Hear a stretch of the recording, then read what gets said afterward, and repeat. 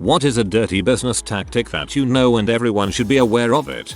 The "you won a TV $5,000 base boat" scams at car dealerships. Generally, you get a flyer in the mail that says scratch off X to see if you won. You always win the biggest prize, but when you read the fine print, you actually only win the right to spin some wheel or put your name in a box for a drawing. The employees' friends and family always actually get the boat TV cash. Your win is just a tactic to get you into the dealership. A fun thing to do is waste the manager's time.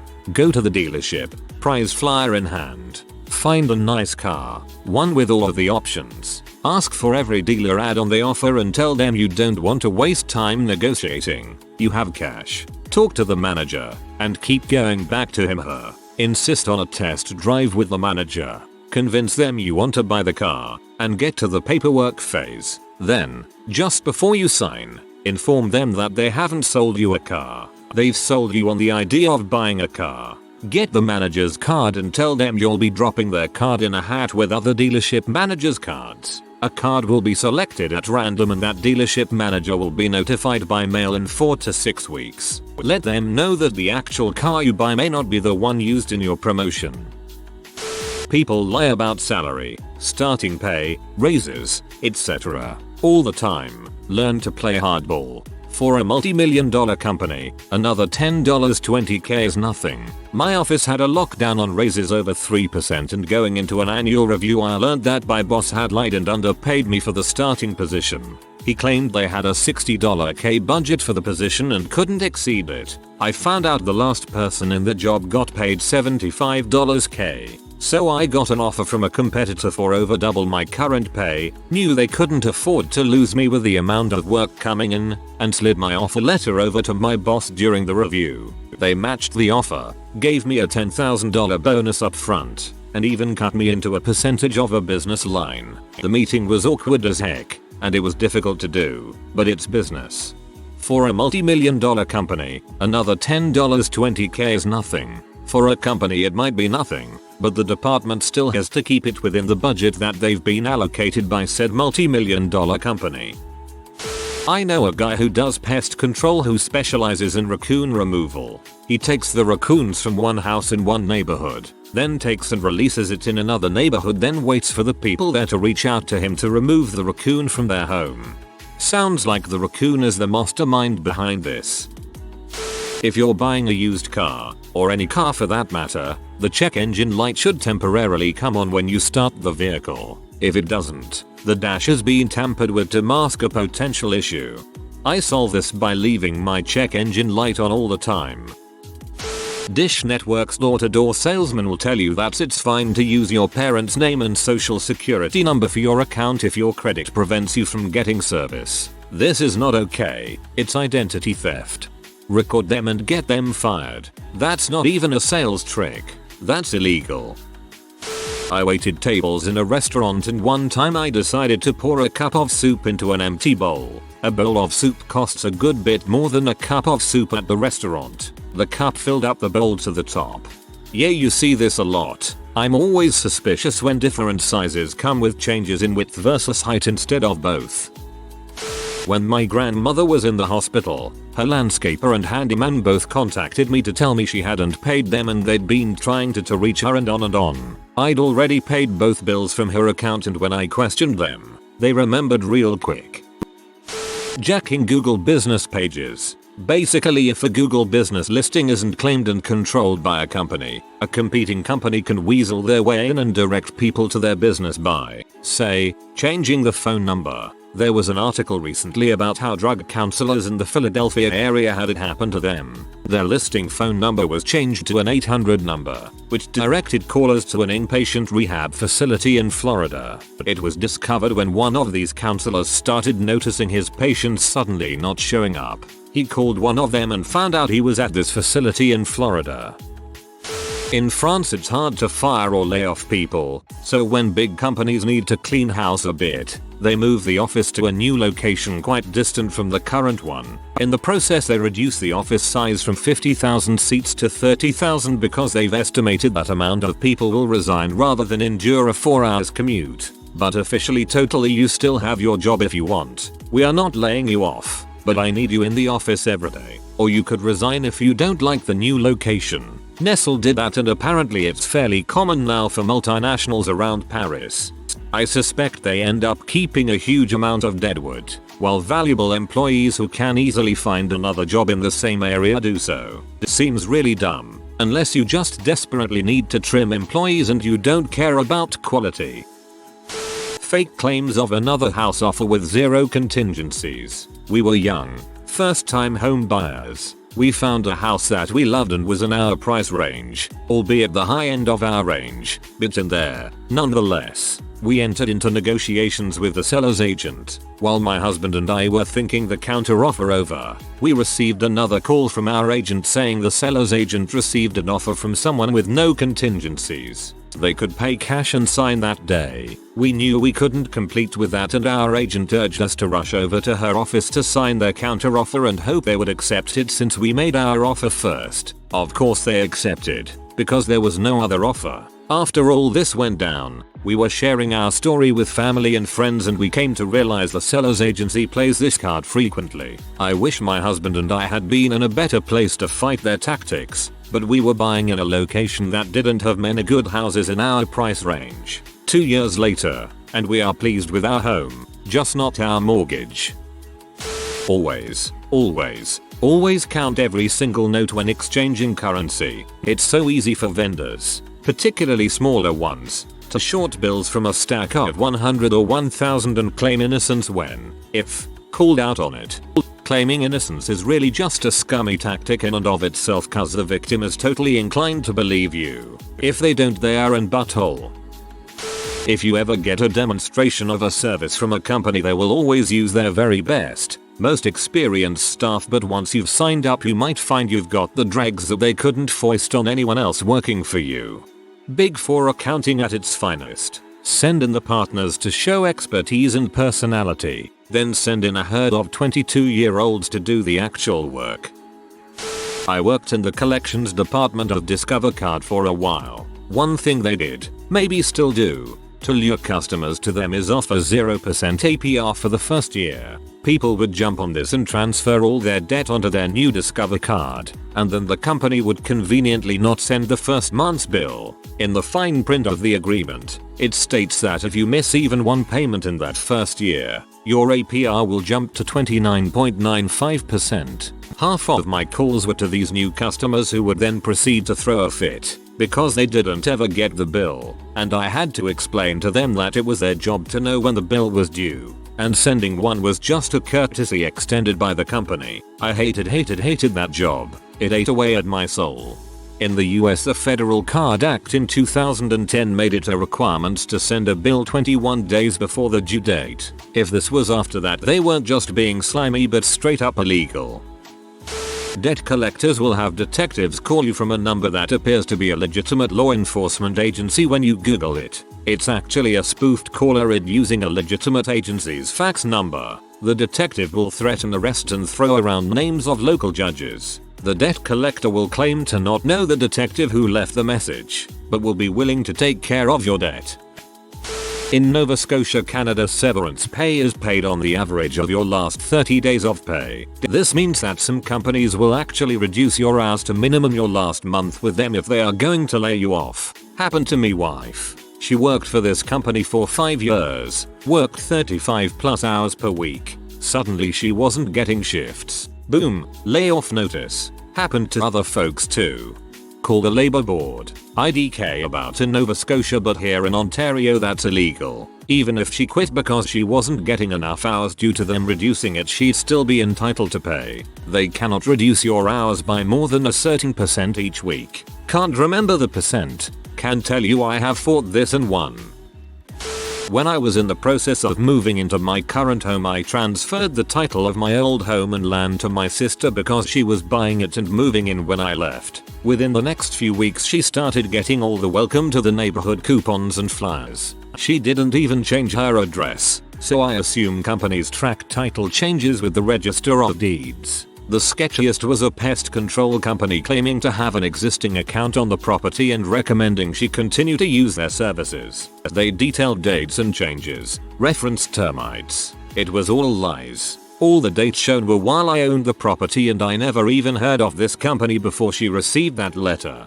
I feel like that one is one you should actually report to someone. Mattress stores that have the find it anywhere else for cheaper, you get your money back deal contract with the manufacturer to make the exact same model of bed, but with a model name specific to that store, so nobody can ever cash in on that deal.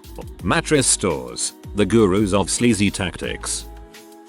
Buying a car from a buy here, pay here dealership. You put $500 or $1,000 down, they say you are approved and you drive the car home. 2 days later the dealership calls and says that they couldn't get you financed at the down payment and interest rate, so we need an additional $2,500 down and your interest rate doubles. If you don't have the extra money they take the car and your original down payment. This is in AZ.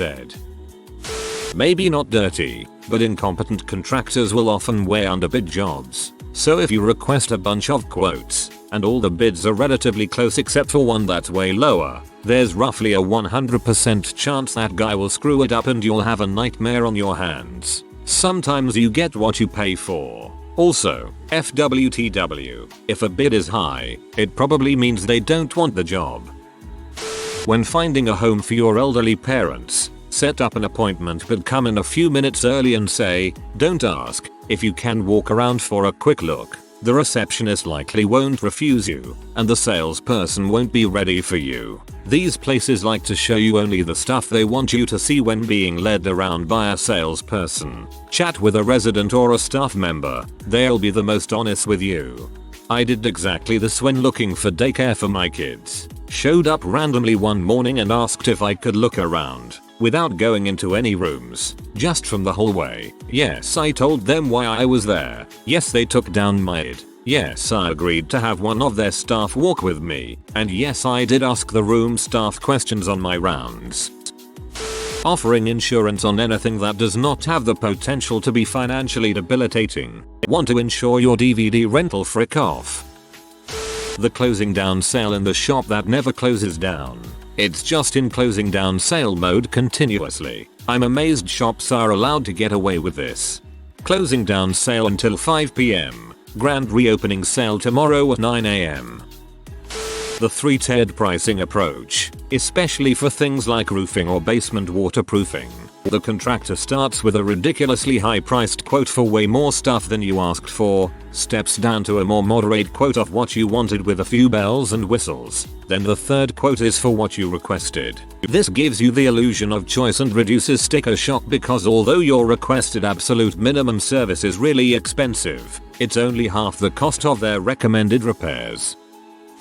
In high-end IT, vendors will often go dark in the months before a service contract renewal or infrastructure refresh is needed. The idea behind this is that the customer is forced to come to them, or they can come to the customer with little enough time to complete the refresh that they are either forced to make a purchase on bad footing for price negotiations or renew service agreements for an additional year at a higher rate while migrating to new gear. My school got an entirely new system for enrolling in classes and such, and we've been having a lot of problems with it. One of my teachers said the school has tried calling the company that installed it, and they've just disappeared. They can't even get a hold of this company at all. An older fellow I know had a bodega and he'd put a can of cream corn on the counter by the register. This was some time ago, so the van had a price tag of $17. He sold that can of cream corn to everyone who bought anything there. If they realized they were paying too much, he'd just say he thought that was their can of corn. Most people didn't notice though, and he sold that same can of cream corn maybe 20 times a day. My elementary school would host a fun day every year, where there were booths, games, activities, etc. They'd get the kids to help out with various small tasks too. One year when I was about 9, my task was to help sell the little potted geraniums, $0.25 each. Well, no one was buying any of them, so I had a brilliant idea. I made a new sign that said buy one for $1, get 3 free. Those little geraniums sold like hotcakes after that. I was so proud of myself I told the principal. He did not approve, though he let me do it anyway. It's a wonder I didn't turn into a little Gordon gecko. Probably only the boneritis kept it in check. Not sure if this fits, But if you are offered a raise for taking on new responsibilities, get it in writing. Just learned that the hard way. Been there myself. Manager promoted me, said pay raises will come soon based on performance, then suddenly he wasn't my manager anymore. No paper trail of the promotion or promised pay raises, but I was still stuck with the extra responsibility. When moving out of a rental apartment house, make sure to take lots of pictures and ask the owner landlord to do a walkthrough with you. Video the walkthrough. That way if they do not give you all your deposit back, you have something to take to court versus a he said which you generally lose. When you turn in cable internet equipment, make sure to get a full receipt showing what they took in and the date it was received. Scan this and email to a couple different email accounts. Comcast and others are bad about losing the equipment a couple years later, after you forget, and then billing you. Sire. Every month and every 4 weeks sound similar, but are different. Paying every month gets you 12 payments, every 4 weeks gets you 13. Giving someone a promotion just to get them back on a probationary period so they can be fired without cause or repercussion. Happened to my wife recently. They were able to twist some information to make her look bad enough to can, and with no risk of legal recourse because she was on probation with her new position. Wife said they did the exact same thing to someone within the past year. Guy won Employee of the Year, was promoted and promptly fired. That's when you report them to the Department of Labor, EOC and or Human Rights Commission in your state. Even if you don't prevail, it's a good thing to do because most people don't take these sorts of actions and the employer knows that and count on it. Real estate gurus who sell their courses online in downloadable digital format and say that we must buy now since they only have a few courses remaining and when they are gone, they are gone. How the frick do they run out of digital, downloadable courses? Do their computers run out of binary ones and zeros after so many downloads? Sounds stupid, but people fall for this ploy regularly. Watch the ever-changing price of pre-packaged food goods at most grocery stores. One day the price may seem to go down, but if you check the weight, it has also gone down. Snack foods do this constantly. I like buying these breaded frozen chicken breast fillets at my local grocery store. Been buying them for a long time. They were $11.99 CDN for 908 grams. 2 lbs. Last week they were $11.99 CDN for 750 grams, 1.65 lbs or 1 pound, 10 OZS. That product just went up 21% in price.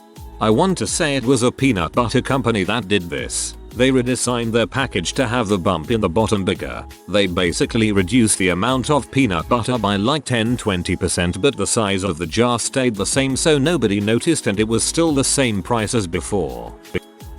A locksmith I knew would rekey locks using old, worn down pins, which caused the locks to stop working prematurely without the pins being crisp. Eventually the lock jams or the key quits working.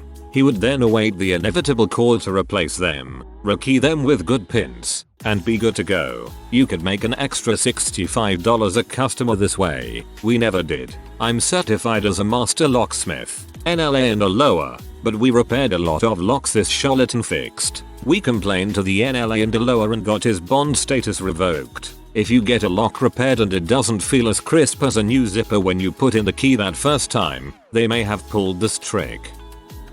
Anyone who tells you that money is about to collapse and be useless and you need an investment in gold to protect yourself, but are then willing to sell you some of their precious and limited gold reserves for some of your soon-to-be worthless paper money, should not be listened to.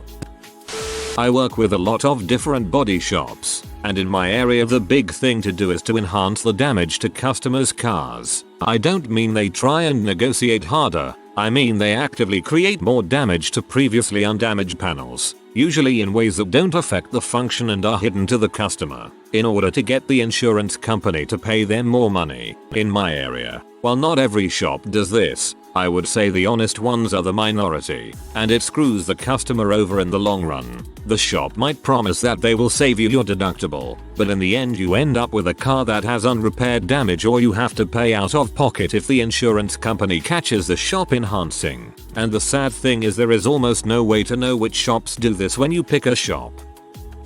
If thou art in Sweden and want to start a company, don't pay for anything. It's totally free via Verksamtse and Skatteverket, and anyone that tries to make you pay for handling paperwork or something to do with the startup administration is probably a scam. This happened to my friend that lost about 2000 kr. Pitfalls in buying used sport tuner cars are many, but the most crooked is swapping bad engines and parts into a nice body car. Some sellers will spend money on a pristine used car, sell the high-end parts for a profit and swap a junk motor into the car. Always check matching VIN numbers from the head, manifold and on the car itself. If they don't match, buy at your own risk.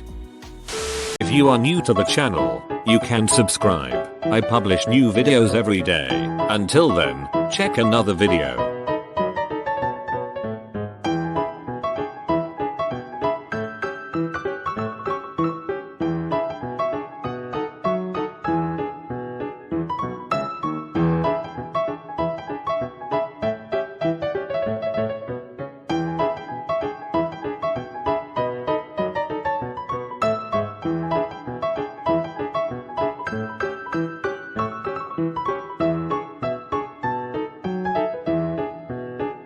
Bye for now.